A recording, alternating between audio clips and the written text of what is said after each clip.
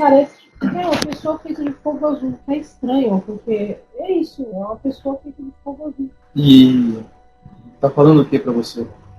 Por enquanto, nada. Ele só tá sentado na minha frente. Eu não sei se é ele quem veio falar ou se ele tá fazendo intermédio. Eu não consegui entender ainda. Ele ainda tá parado na minha frente. Certo. Preciso entender melhor. Eu não entendi direito o que aconteceu aqui agora, mas ele me levou para uma sala que as paredes são pretas, mas parecem paredes pretas de obsidiana. É um preto que brilha. Parece um mármore negro. Parece um templo de mármore negro. Certo. Você vê alguma coisa? Nada, só colunas de mármore negro e a gente tá andando pelo templo. Eu sinto como se eu já tivesse vindo aqui. A gente continua andando, bem devagar por essas colunas. Tá, ele vai abrir uma porta aqui na minha frente. Certo. Tá, tem um dragão enorme. Um dragão? Enorme, enorme, enorme. Eu só vejo pescoço. É muitos quilômetros. Não, quilômetros vai, muitos metros de pescoço. Com as asas abertas, ele é meio vermelho, meio dourado. Ele não tá. Não é pra me intimidar. Não, entendi. É pra que você veja. É um dragão bem grande, assim, com as asas bem abertas. Mas ele. As asas não é. As asas estão na parte de trás. Tipo, a mão dele não tá na asa, você entende? Entendo. É tipo o dragão que a gente conhece. É tipo um Smaug. É um dragão que a gente conhece aqui no Ocidente, aquele dragão ocidental. É. De 4 patas e 2 asas. É. Ele tá falando que é ele que vai falar. Entendi. Ele tá perguntando se quer que ele fique desse jeito ou se quer que ele fique em outra forma. É a forma que, né, que ele gostar, eu acho. Aí vai de você. Tá, ele mudou. Ele não é mais um dragão. Qual que é a forma natural dele? É o dragão. É isso? Ele disse que é a forma que a gente conhece dragões. Uhum. Mas que. Tá. Ele se mostra pra mim como um ser de pele ainda meio dourada, meio avermelhada. Eu não vejo uma roupa, mas eu acho que é porque eu não tenho capacidade de ver. Mas ele tem couro grosso, com protuberâncias. Eu vejo o rosto dele assim. Ele parece um dragão ainda, mas meio humano, sabe? Sei. Mas ele ainda. Tipo, ele assumiu um aspecto mais humanoide que, segundo ele, fica mais. fica mais simpático. Entendi. Ele tá falando que é ele que veio conversar hoje. Ele falou que ele veio falar hoje sobre densidade energética, mas ele tá falando que ele na verdade tá perguntando se você quer falar alguma coisa específica com ele também. Certo, eu acho que antes da gente começar a qualquer alguma pergunta ou que ele fale alguma coisa, acho que é legal a gente perguntar primeiro sobre a raça dele, né? Aquelas coisas que possam nos ajudar a identificá-lo, né? Não necessariamente por nossa parte, mas sim por parte de quem porventura venha a ter contato com a gravação, por exemplo. Ele vem da onde? Assim, qual que é a origem dele? Ele disse que a origem dele é o universo e que eles são criadores de planetas. Tá, então a gente pode dizer que eles não estão associados, por exemplo, ao que a gente conhece de reptilianos. Não, ele disse que os répteis são conhecidos como uma raça híbrida deles, que é como se fossem os genes deles misturados aos genes de outras raças que geraram os reptilianos. Ele está falando que ele, em sua essência, é Draco. Que não, que os répteis ele considera como se fosse primo. Tá. Aí eu vou perguntar porque é uma questão que vai confundir muita gente. Aquilo que as pessoas têm no senso comum aqui na Terra como draconianos também não tem a ver com ele, tem? Não, ele disse que na verdade é muito simplório. É muito simplório a perspectiva que as pessoas têm do que é um Draco e do que é um dragão aqui. Sim. Ele disse que há muita ele disse sub porque a base de raça deles é uma base. Ele falou primordial. Ele falou que é primeira. Que a base de raça dele é a primeira linha de raças dos dragões. Que que é uma linha de raça que nunca nem encarnou na Terra. Ele tá falando que o que a gente entende como draconiano aqui são mesclagens dessa raça com outras raças hibridizadas que geraram esses dracônicos que a gente conhece na Terra. Ele falou que ele mesmo raramente vem para esse sistema solar e raramente vem para essa galáxia. Ele disse que ele é só um visitante. Ele disse que ele se atraiu pelo projeto porque ele entende que ele tem informações que precisam ser compartilhadas. E ele também está falando que vai ser breve. Os dragões que a gente escuta muito dizer que estão no nosso mundo intraterreno, relacionados à Ordem Kumara, tem alguma coisa a ver com ele? Ele disse que sim. Ele falou que a essência da criação primordial de todo dragão é a criação e a manutenção do planeta, independente de qual planeta seja. Eles estão ligados diretamente a isso devido à facilidade de lidar com energia e com energia em suas diversas densidades. Entendi. Ele disse que eles são criadores e fazem a manutenção dos planetas exatamente por isso, porque eles conseguem trabalhar com várias densidades de energia. As pirâmides da Antártida é o que a gente entende como raça primordial, a primeira raça que veio por aqui, que ajudou a construir as coisas, está relacionada a eles? Não. Não está, né? Não, ele disse que há uma tutela por parte deles a essa raça, mas que não há hibridização. Ele falou que no DNA humano quase não existe o DNA da raça dele. Perfeito.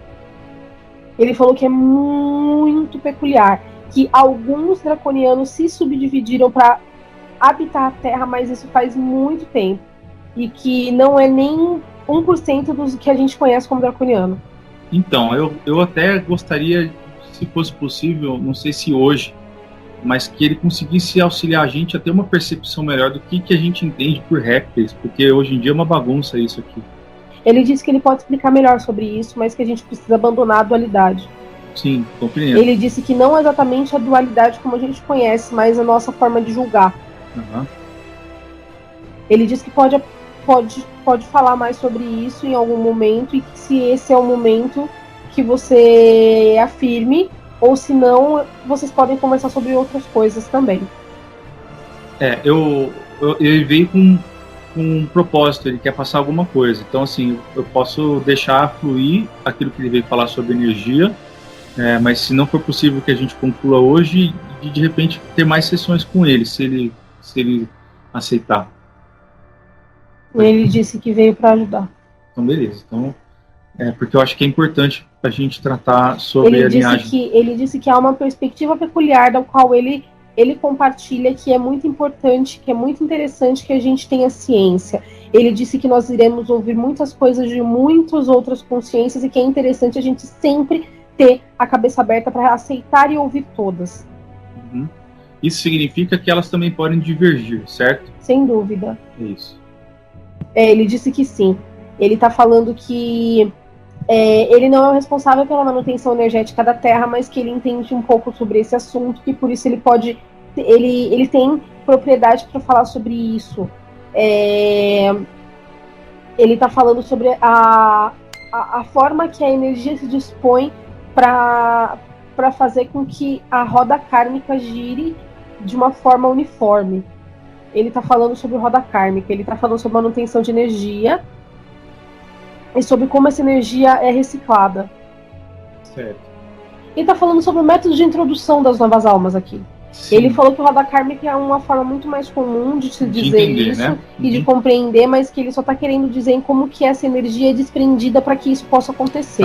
Tá? Porque essa energia ela vem da Terra. Essa energia, ele disse que ela é introduzida em cada um de nós para que a gente consiga se adequar a todos os tipos de dimensões que venham da Terra. Quando a gente está aqui, quando a gente está como humano.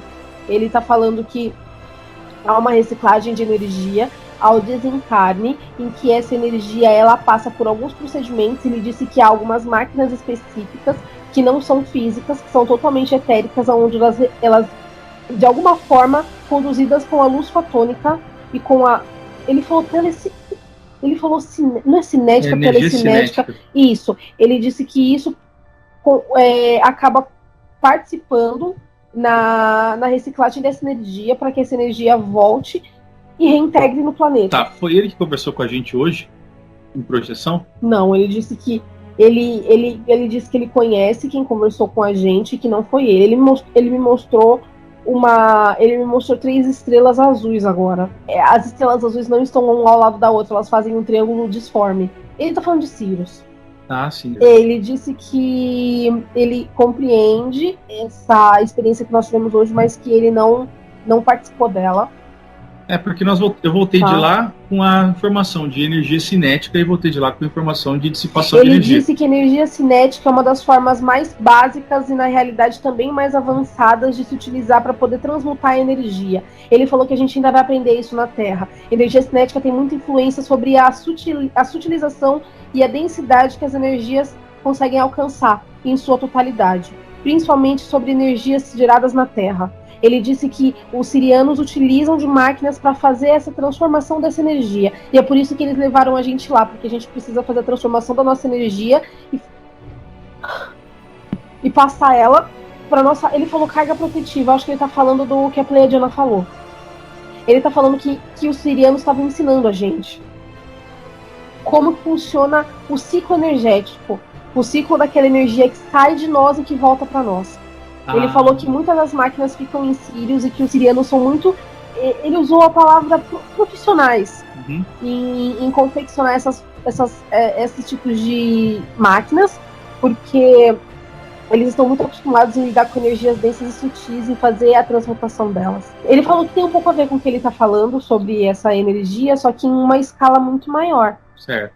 Tá? Ele está dizendo sobre a manutenção energética da Terra, assim como a gente faz a nossa manutenção energética. Ele mostrou a Taurus para mim de novo. Certo. E ele está falando que tem o mesmo princípio, mas que em escala diferente, e que claro que há peculiaridades nessa manutenção, e claro que a forma que é feita não é a mesma.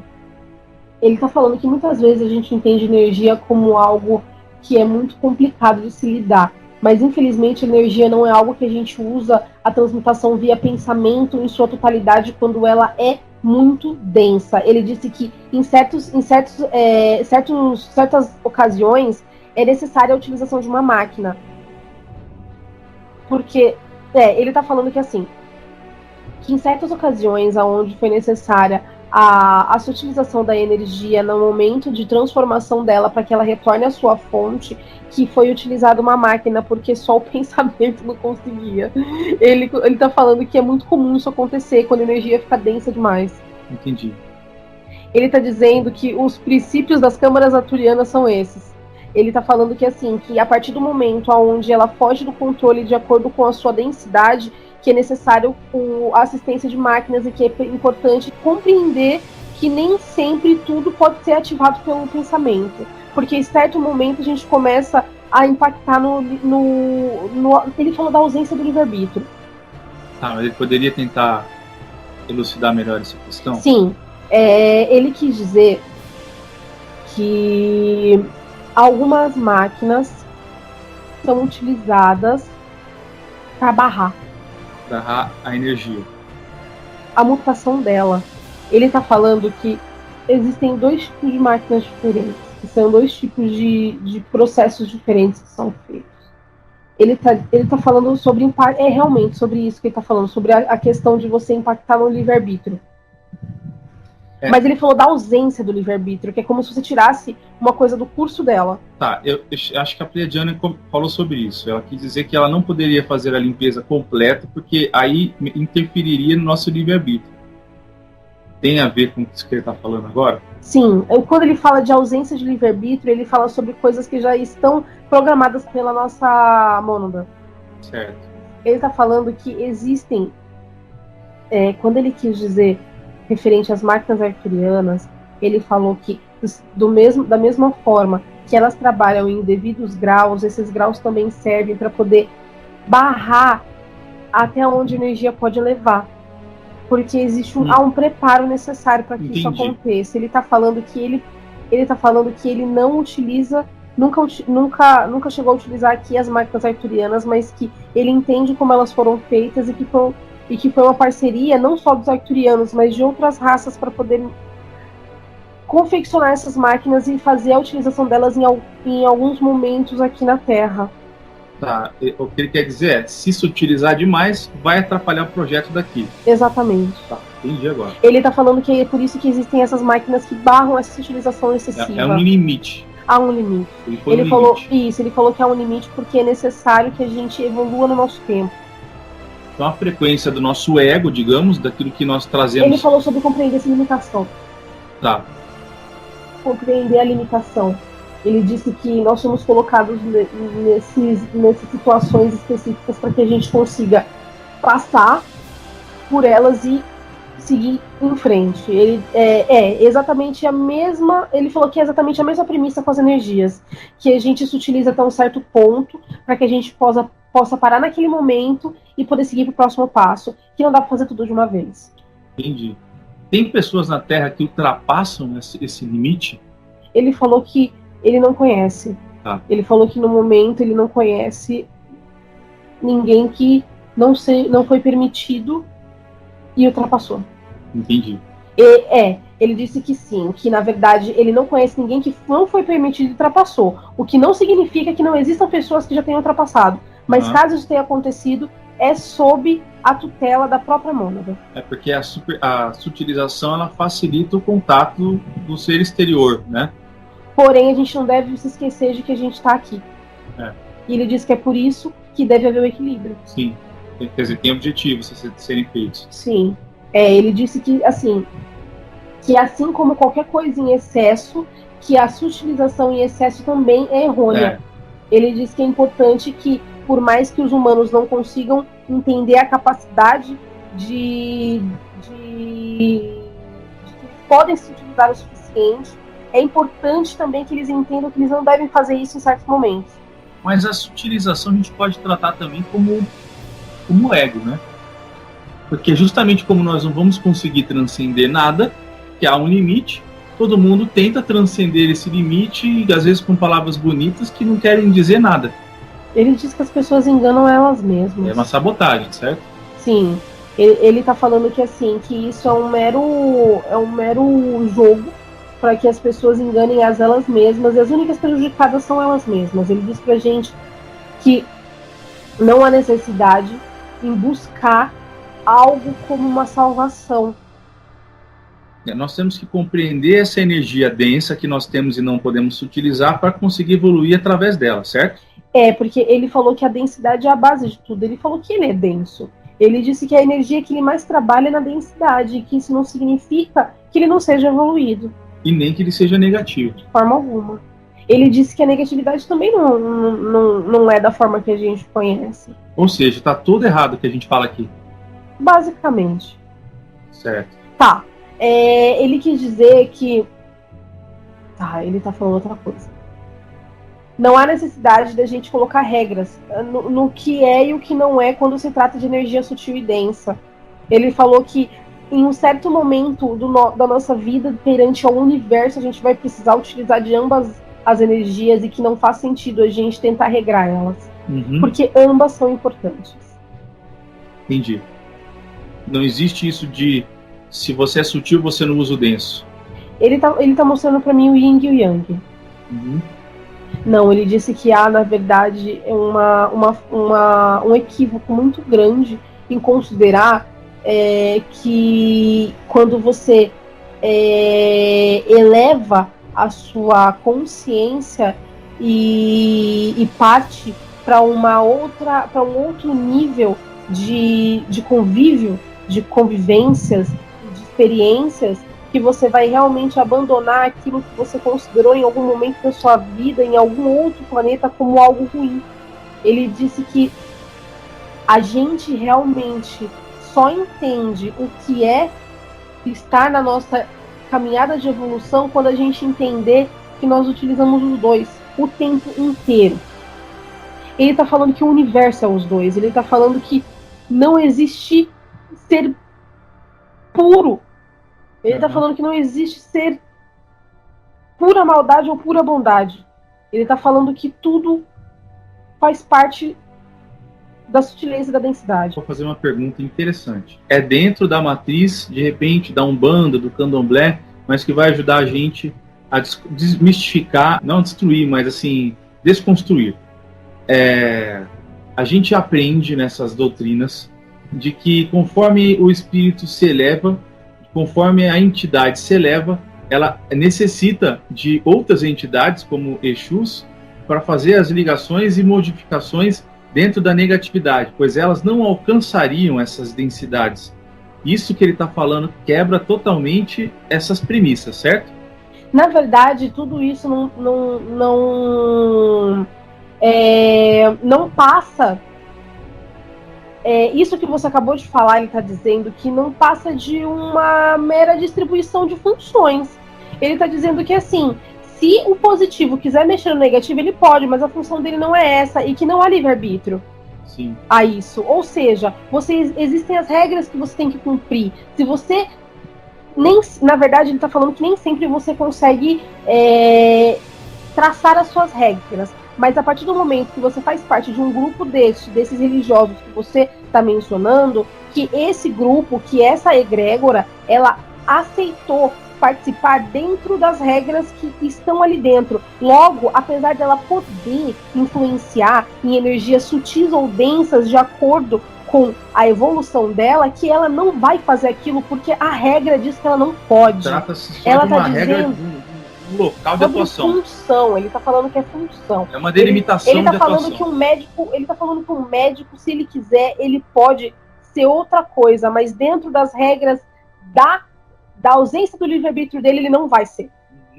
Ele está querendo dizer que todo mundo pode fazer tudo, só que existem funções. E que é exatamente por conta dessas funções que há o equilíbrio no universo. Entendi. Então a gente pode dizer que é só uma atuação dentro de uma faixa que foi combinada e, na verdade, é por isso que a gente vê alguns relatos de que o Exu é o Preto Velho, mas ele só mudou de nome. Mas a energia é parecida. Exato. Entendi. Ele tá falando que, assim, que muitas coisas foram adaptadas para que a gente consiga ter gradativamente mais conhecimento de como funciona o nosso mundo astral. Ele diz que a gente não pode querer dar um passo maior do que a perna. Então, é necessário que alguns degraus sejam passados levemente. Então, é importante que a gente entenda que, apesar de, no momento em que a gente inicia-se nesses tipos de doutrinas, que há funções específicas para cada entidade que está ali naquele momento. Aquela entidade, ela pode fazer a função de outras, mas ela não deve.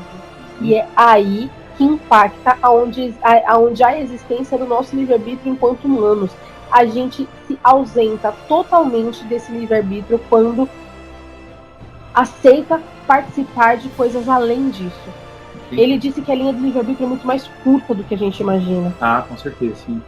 Ele mencionou como se, assim, você pode escolher aonde você vai agir de acordo com as suas habilidades. Você acha que você trabalha melhor como um Exu e você considera que a tua energia pode ser melhor utilizada, suas habilidades como um Exu, então você pode trabalhar como um Exu. Não significa que no seu âmbito, de acordo com a programação de sua mônada, você pode trabalhar em outras áreas, caso seja permitido. Tudo isso quem vai determinar é a sua mônada. Entendi. Perfeitamente. Por isso que você ouviu dizer que um Exu pode ser um preto velho, porque a mônada permitiu. Uhum. Já estava programado para ele. Há algumas quebras de paradigmas nesses momentos onde aos poucos elas vão sendo mostradas, mas não significa que em algum momento, pelo menos não está programado, todo mundo vai fazer tudo. Só para deixar claro, o Exu ser um preto velho não significa que ele saiu do Exu e evoluiu o degrauzinho. Não, ele só mudou a energia com que ele está trabalhando. Exato. É só para deixar claro para quem ouvir isso de que não se trata de um processo evolutivo. Não. Na verdade, a Umbanda e o Candomblé são muito mais distribuições de funções do que distribuições hierárquicas, tá? Isso é muito importante. Sim. São distribuições de funções. A gente fala de hierarquia quando a gente fala sobre uma pessoa que é responsável pelas outras. dada a experiência, talvez em terra, considerando-se um pai de santo. Mas a gente nunca pode dizer que um Exu é menos evoluído do que um caboclo. Nunca. Certo. Porque eles simplesmente trabalham em energias diferentes. Certo, perfeito. Essa acho que era uma das formas mais assim icônicas para a gente conseguir entender isso da energia, fazer parte de todos terem as duas formas. Ele está falando para mim sobre a importância dos desastres naturais na Terra. Certo. Ele está falando para mim que toda vez que o eixo da Terra toma um rumo errado, que automaticamente a Terra se projeta dentro das regras dela a retomar e retornar aquilo. Ele disse que os desastres naturais são parte disso e que, consequentemente, são utilizados para outras funções, mas que, na visão Terra, eles existem para que o eixo da Terra seja equalizado de acordo com a necessidade. Certo. Ele está falando sobre distribuição energética da Terra, tá? Ele está falando sobre a Terra. Ele falou que toda vez que um desastre natural ocorre, e há necessidade de se desprender uma grande quantidade de energia naquele momento, para que o eixo da Terra não seja impactado ou seja exatamente impactado onde ele precisa. Tá, eu já sei quem mandou ele vir aqui falar. Serquete? Foi. Certo. Ele é o contato dele porque ele não me conhecia, a energia dele não me é comum, não me é. Então, ele está falando de um processo justamente que é organizado pelos nossos intraterrenos também, né? Sim, ele disse que tudo entra em concordância. Sim. Ele falou que todos trabalham em conjunto. O eixo, quando ele modifica, todo desastre natural visa só o expurgo para que retorne, ou ele visa a morte para tirar aquilo que está negativo? Ele disse que um desastre natural é utilizado para muitas coisas. Uhum. Ele está falando que assim, é uma ferramenta que é utilizada para diversas coisas. Ela pode ser utilizada como expurgo, como realinhamento, como ele falou cumprimento de karma também. Sim. Tá? E ele está falando sobre renovação energética também. Ele disse que muito transcorre dentro de fenômenos da Terra, não necessariamente desastres. Ele está falando que uma guerra também é um desastre. Mas aí não foi planejado de forma natural, digamos. Foi, não, mas assim... Não, bom, ele tá falando que foi planejado. Mas não é da mesma maneira, né? Mas a energia que foi desprendida para planejar foi a mesma. Saiu do mesmo lugar, entendeu? Ele disse sobre ciclos. Ele tá falando de ciclos. Certo. Que, de acordo com a necessidade, que alguns ciclos são acionados. Ele é a raça que disseram ontem, que os arcturianos nos disseram que iriam estar em contato, ou... Não é ele, né? Não, ele disse que ele tem conhecimento de qual raça vai ser, mas que não é ele, porque ele já é conhecido, ele falou.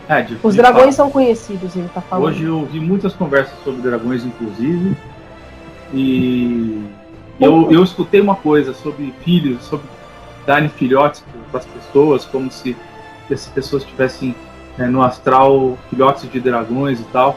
Isso procede? Ele disse que o filhote de dragão, na verdade, ele falou que os dragões nascem grandes. Uhum. Ele falou que um filhote de dragão é como se fosse um elemental. Ele tá dizendo que assim, ele falou que o filhote de dragão nunca vai ser um dragão como ele. Entendi. É uma mônada. Mas que isso, e ele disse animal. Que isso. Na verdade, não, ela é elemental. Mas o elemental compartilha da formação da mônada animal. Sim, mas ele é mais elemental do que animal. Certo, porque ele não encarna. Ele tá dizendo que não. Então, ele tá dizendo que além dele não encarnar, que alguns chakras específicos são ativados neles, que há divergências de acordo com os chakras que são ativados nos animais. Ou seja, o dragão está mais próximo do nosso diabetezinho que nós encontramos. Isso, exatamente. Mas ele disse também que esses dragões que eles são dados de presente aqui, Sim. que eles têm o propósito deles, que claro que foram chamados de dragões devido à semelhança com ele, mas que puramente ele disse sobre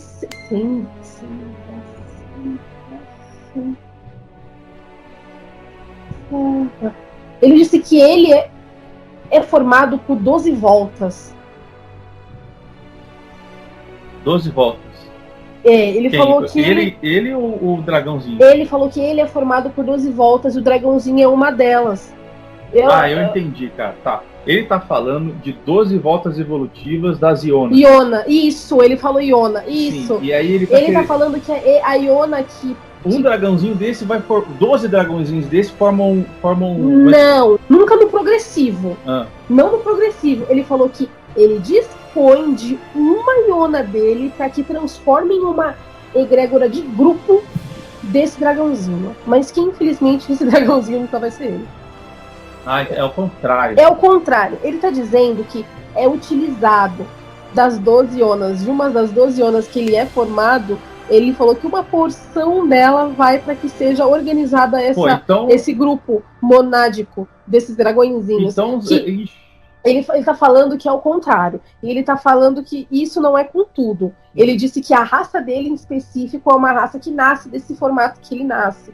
É uma raça que ela nasce na evolutividade plena. Então, ele tá dizendo. Entendi. Mas ele tá dizendo que se ele dá 12 voltas, nós damos 7.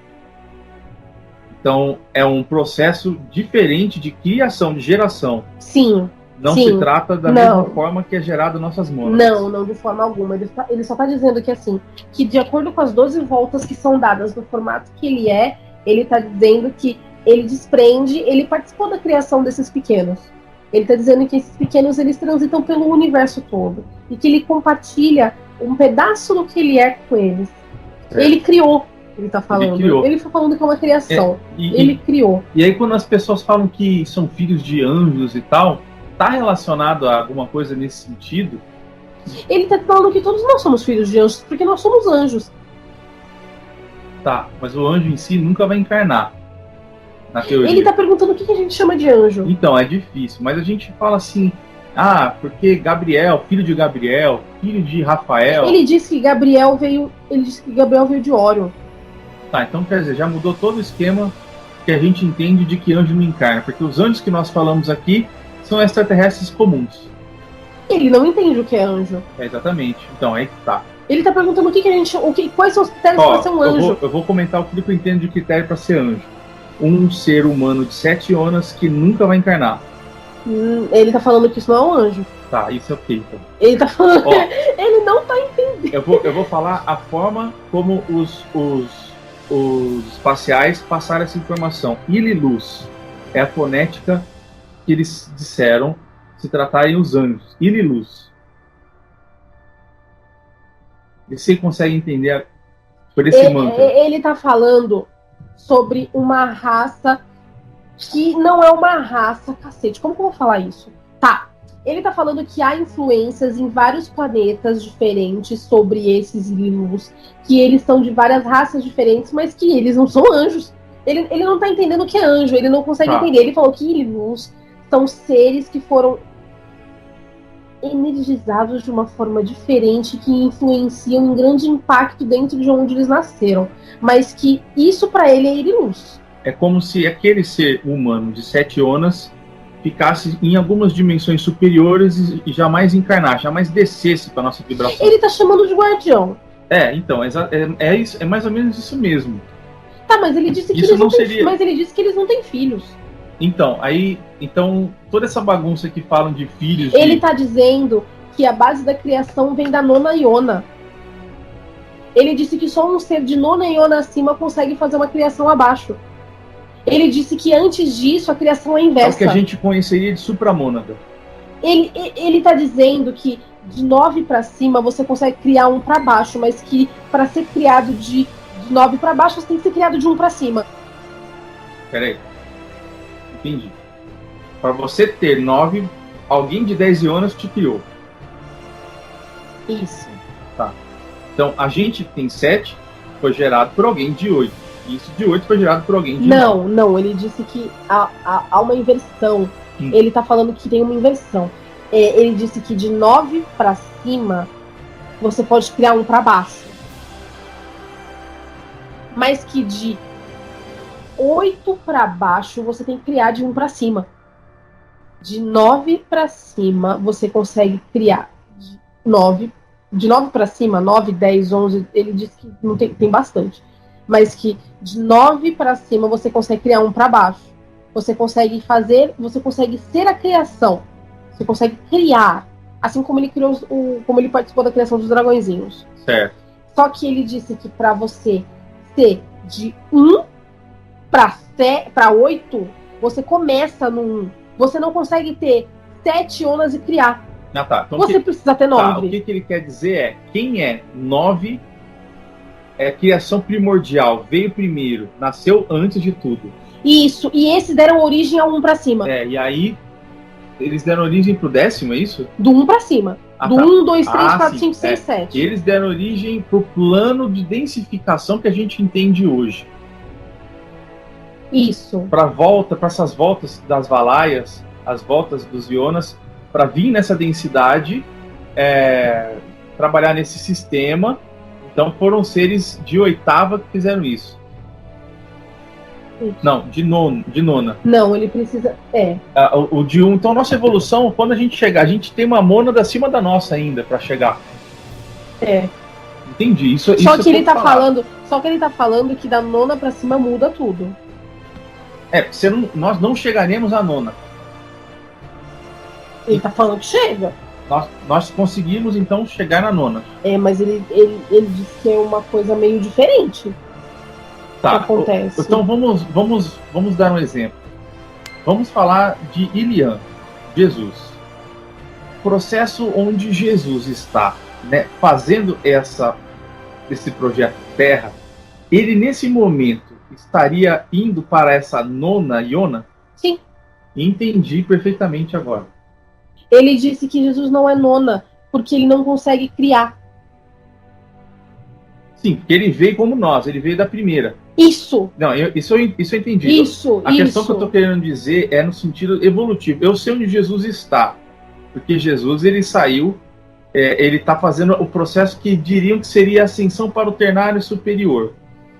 Então, eu entendo esse motivo de ascensionamento como a passagem da Iona, da 8ª, das 8 Ionas para as 9 Ionas. É isso mesmo? Sim. Ou seja, durante os Valaias da Amazofia, digamos, o processo do lado direito, há então mais 2 elevações monádicas. Isso. Monádicas não, ionádicas, digamos. Então, há mais 2 modificações das mônadas. Do processo evolutivo nosso para chegar nas dimensões superiores. Isso, mas há de se entender que da 9ª para cima que se fez as de baixo. Tá, compreendi. E aí nós estamos falando que ele é um ser de uma mônada de 12 ionas, ou seja, existe alguém acima dele que gerou isso? Sim. Tá, e aí não tem mais ninguém acima dele, desse ser de 13 ionas, digamos. Sim, existe. Existe? Ele tá falando que existe. Ele tá falando que existe muitos acima. Ah. Então, o processo ionádico, ele tem uma ideia de qual que seria a mônada de maior número de ionas, já que ele conhece? 30. Certo. Isso modifica muito aquilo que a gente aprendeu até agora e isso abre uma porta danada para a gente explicar sobre o processo evolutivo daqui para frente. Um processo evolutivo talvez a gente não consiga explicar, mas que a gente consiga ter uma noção de que ele é muito maior do que parece. Ele disse que quando falaram que a caminhada era eterna, que não foi por acaso. E não se conhece nenhuma vez assim a possibilidade disso ter tido um reset, né? Ele disse que... Tipo, a respiração e a exalação de Brahma. Tipo, vou apagar tudo isso aqui e fazer de novo. Ele disse que resets acontecem a cada segundo. O tempo todo, né? Não é como uma coisa assim, vou apagar a luz de vez. Não, ele apaga um pedaço, é cíclico, né? Sim. Nada nunca foi apagado de uma vez só. Isso mesmo. Tá. Então a evolução sempre se sustentou e sempre se sustentará. Não existe uma forma de dizer acabou tudo. Não, ele tá falando que essa é a busca. A Assim. busca é isso. A busca é isso. Não faz sentido você simplesmente não ter chegado no fim e parar de correr. Sim. Perfeito. Acho que nós saímos um pouco daquilo que ele queria trazer, mas foi importante. Ele deu o nome dele. Qual que é o nome dele? Ele falou que é Zala. Zala? É. E o Araki? É o elemental que auxilia ele com a... Ah, o elemental do fogo que apareceu ali. É, o elemental azul que auxilia ele com o filtro. Ele disse que não é muito fácil ele conseguir entrar em contato com a gente, então o elemental auxilia ele. Tem alguém fazendo a ligação, digamos assim, para Ele falou que o elemental que veio me buscar. Uhum. Ele disse que ele não vem muito para a Terra. Então, mas ele não vem para a Terra. Ele não vem para a Terra pela dificuldade dele de vir para cá por conta da. Porque não há necessidade. Mas ele conseguiria se ele quisesse. Sim, mas ninguém nunca ia ver ele. Mas ele não conseguiria encarnar aqui. De forma alguma, ele disse que não é nem permitido. Então, vamos dizer assim, Jesus ainda conseguiu. Não conseguiria de novo se tentasse. Agora já não, porque ele já passou, né? É. Ele disse que apesar da... Ele disse que assim, de acordo com a programação da Mônada, a um certo ponto não há mais necessidade de você reencarnar em rodas como a gente. Ele disse que esse é um ponto cíclico semi-primitivo. Ele disse que não chega a ser primitivo, ele é um pouco acima. Ele é pós. Entendi. Né? Porque ele disse que o primitivo seriam os grupos. Tá.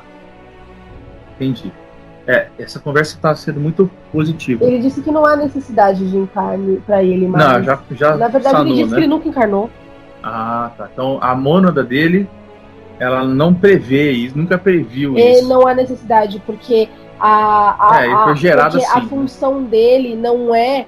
Ele falou que é totalmente tutela. Ele falou que é tutela. Tá. É mais ou menos como o que a gente quis dizer sobre Iriluz, né? Isso. Ele disse que dado um certo ponto de criação das Ionas, que algumas delas não há um encarne. Sim. Não há os elementais, por exemplo. Pro encarne. Os próprios elementais são um exemplo disso. Ele certo? disse que é um exemplo bem simples, mas que faz muito sentido. Ele falou que ainda há alguns elementais em sua essência que encarnam, então, mas que não é algo... É uma particularidade.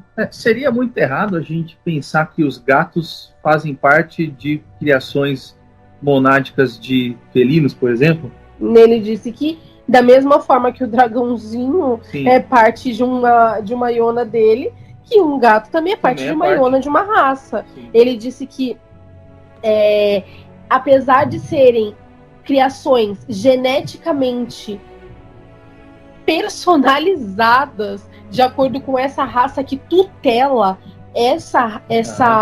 esse grupo, que foi um projeto de comum acordo para que não seja somente uma raça em criação. Ele falou sobre inerte.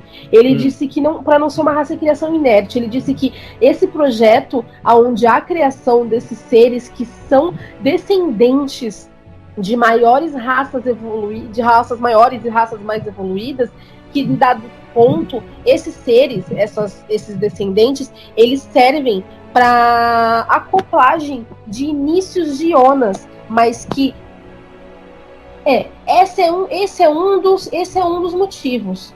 Ele disse que esse processo que foi feito por essas raças superiores, assim, ele falou que a gente também é assim, de uma raça muito maior. Ele disse que são pequenas coisas, grandes proporções, que tudo se repete muito. Então a gente pode dizer que os animais também estão evoluindo. Ele disse que assim, os invólucros que são feitos para hibridização para uma raça, aonde ela pega, ela dispõe de uma parte da iona dela para se fazer a criação de um descendente nesse formato, que ela auxilia com a evolução desse grupo. Esse grupo foi criado sob tutela dessa raça superior e que ela é implantada. Ai, minha cabeça tá comigo muito. Que ela é implantada também em forma de ele falou de contrato. Ele disse que há uma necessidade de um contrato onde essa raça sob tutela também auxilia na evolução. Tá. Então, a gente pode dizer que se tem uma raça que está auxiliando, eles estão gerando os animais. Sim. Certo? Eles estão, então, participando da evolução deles, auxiliando, tutelando essa evolução. Ele disse que na criação da Terra, quando a Terra foi criada, quando houve o povoamento, que houveram acordos, contratos fixos com algumas raças que criaram a partir de suas ionas tutelas.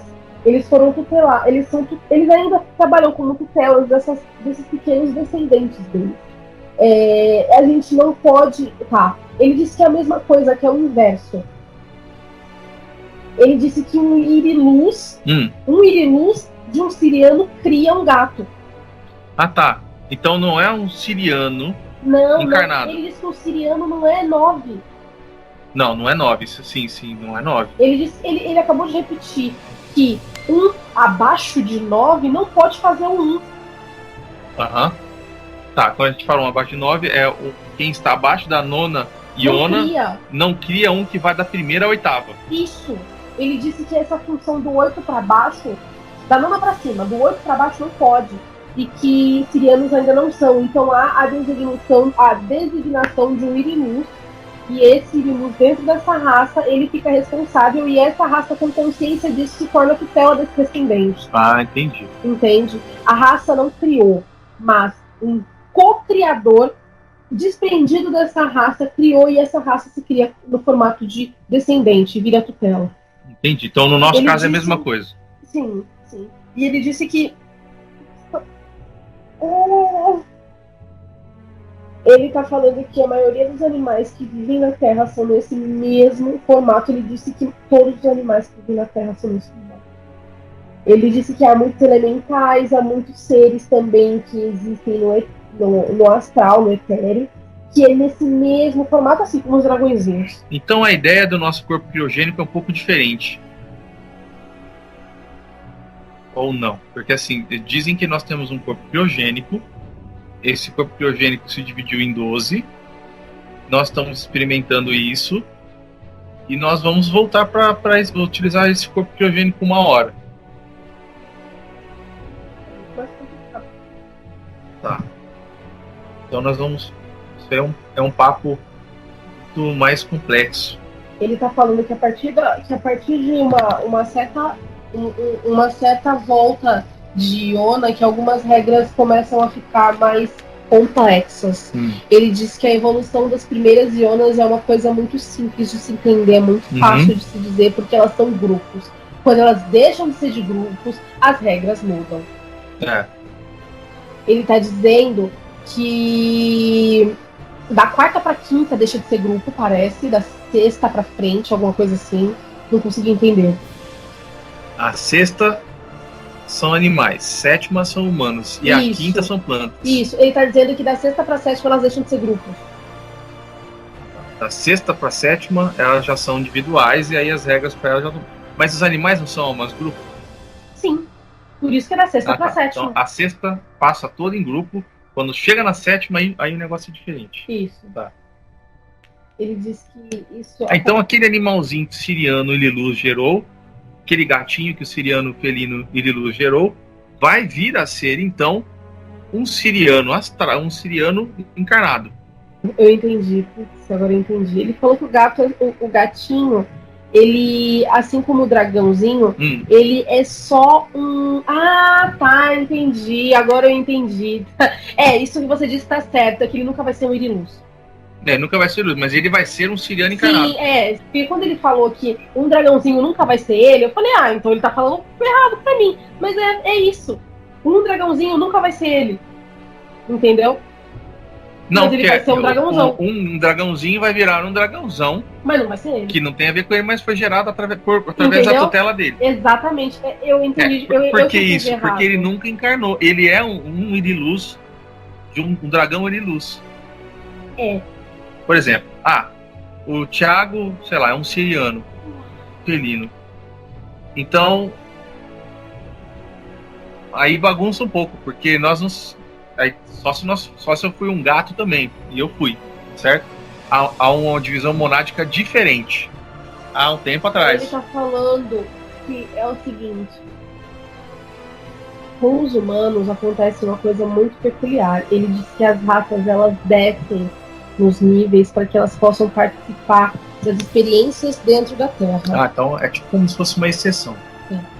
Ele tá falando sobre a matriz, ele tá falando sobre a matriz. Ele diz que assim, que claro que há humanos com muitas famílias cósmicas, mas isso não significa que ele tá transitando de baixo para cima, na verdade de cima para baixo, na verdade de baixo para cima. Entendi.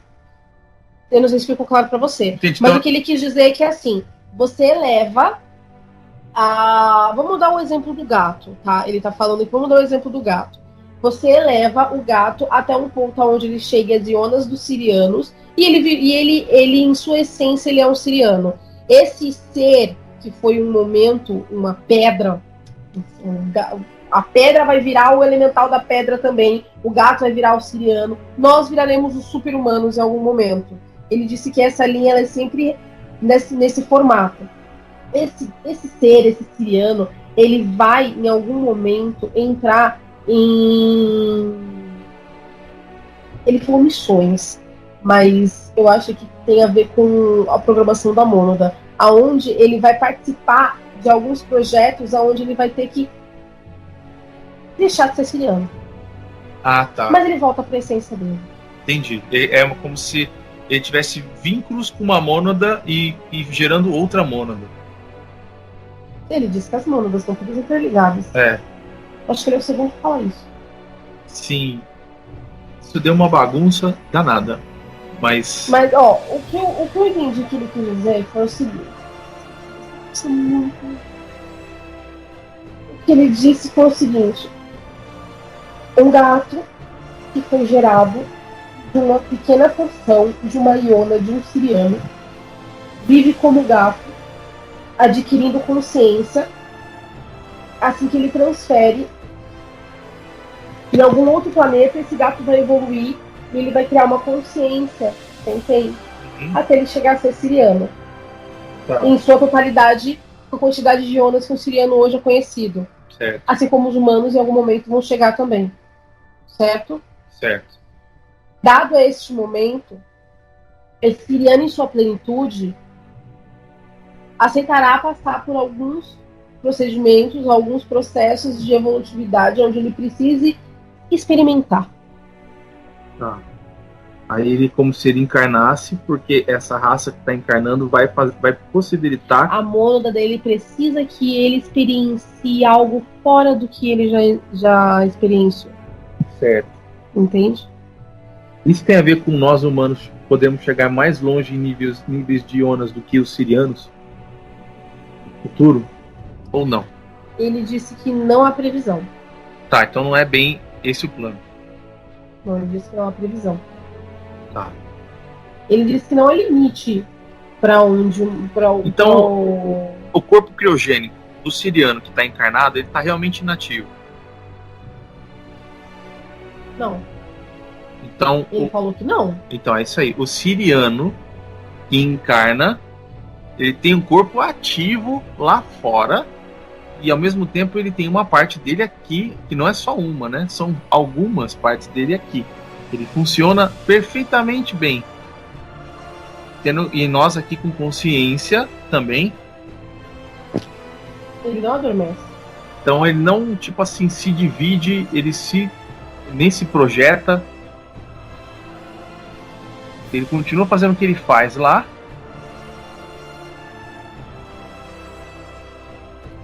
Ele está falando que é muito mais complicado que isso. Ele diz que quando há necessidade de uma raça se subdividir, de um ser de uma raça se subdividir para que haja encarnação, que a programação é totalmente diferente e que muitas vezes o próprio ser que concordou nessa divisão é o que faz a tutela. Tá, então é como se fosse um guia. Sim.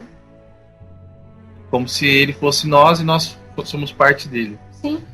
Assim como nós somos parte, todos os nossos fractais. E esse ser ele não era era um Iriluz, ele era um encarnado. Sim.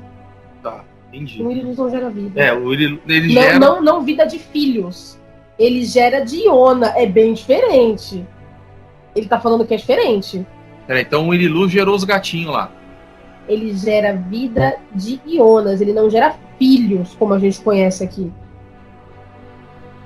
O Iriluz siriano, ele gerou uma egrégora de gatinhos. É. Mas não são filhos dele. Não, são parte dele. Mas não são filhos. Não é filho, ele é parte dele. Ele Só que disse esses gatinhos que esse Iriluz gerou vão encarnar. Mas não são filhos, você entende? Não são filhos. Ele disse que a reprodução ela é dada de formas diferentes quando você tá de 8 para baixo e de 9 para cima. Ele gera uma evolução que vira independente da dele. Exato. Sim, é isso, esse é o ponto. Só que o siriano que se divide, não é divide, a palavra não é divide, mas o siriano que passa a tutelar a gente e experienciar aqui também... Ele falou sobre mitose e meiose. Ele está falando sobre célula, sobre o procedimento que o Uranus faz é como uma célula. Ela se divide em dois. Ela cria desse jeito. A forma dela é assim. Não é um filho. Como tudo no universo. Mas não é um filho. Não é um filho. Um filho é o formato de reprodução de ionas abaixo de 8. De 8 para baixo. Tá, o que a gente tá falando de filho, então, na verdade, o que ele tá querendo dizer é que esse negócio de que é filho de anjo é tudo balela. Não, o anjo, ele disse que um Irilus não tem filhos. Então, tipo... Ele disse que há criações dos Irilus. Que em dado ponto, você pode sim ter uma parte, uma fagulha, uma centelha de um Irilus com você. Mas na verdade todos nós temos. Sim. Porque todos nós somos criados por algo. Mas ele disse para você chegar a um ponto de um Irilus que é necessário mais de 8. Que é dado o momento que você pode fazer criação a partir de seus iones. Então, mas isso não acontece então com um ser de 7 ionas Irilus, 7 ionas, digamos. Então tem que ser 9 para cima. Para se gerar um siriano, há duas formas. Ou você faz a forma da reprodução, ou você faz a forma do Irilus. Ok? Aí, entendi. Então, esse Irilus, ele assim estaria como... em nona dimensão, nona iona. Pra cima. Nona iona pra cima. Pra cima. Só que aí, o que ele tá falando pra mim é que existem duas formas de reprodução. A genética e a diona. Tá. E aí, quando é genética... A reprodução. E quando é genética... Ele diz que pode ocorrer por forma de hibridização, de experiências, de reprodução mesmo, animal, entendeu? E quando você vai do nono para cima, ela é em forma de divisão celular. Tá, esse assunto é muito complexo para a gente pegar uma vez só. Eu acho que ele quer falar sobre energia cinética, sobre dissipação. Então, vamos pensar no que ele falou, vamos compilar, vamos ver o que a gente pode trazer para a próxima conversa com ele. E vamos deixar seguir o que ele quer trazer. Se você acha que está muito complicado, você avisa. Eu tô vendo ladrilhos vermelhos, como papel, peça, vermelho.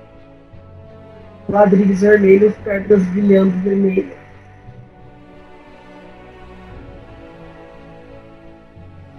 Eu acho que é a escama dele.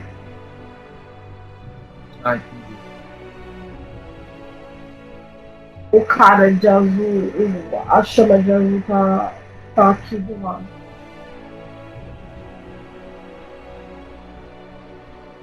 Tá difícil de manter a conexão, né?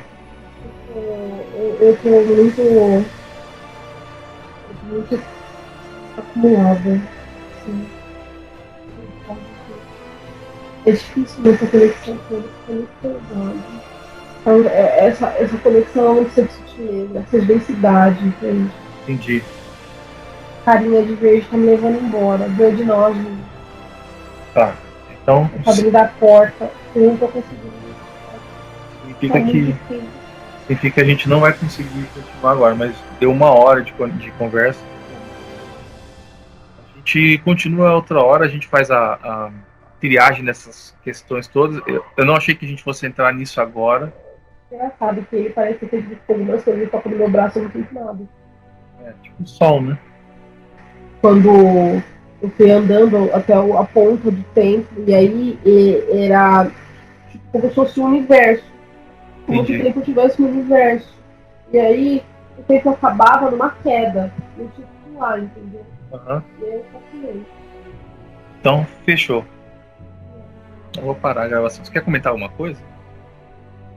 Sabe que eu me ligava em cima disso. Ah, então vou parar.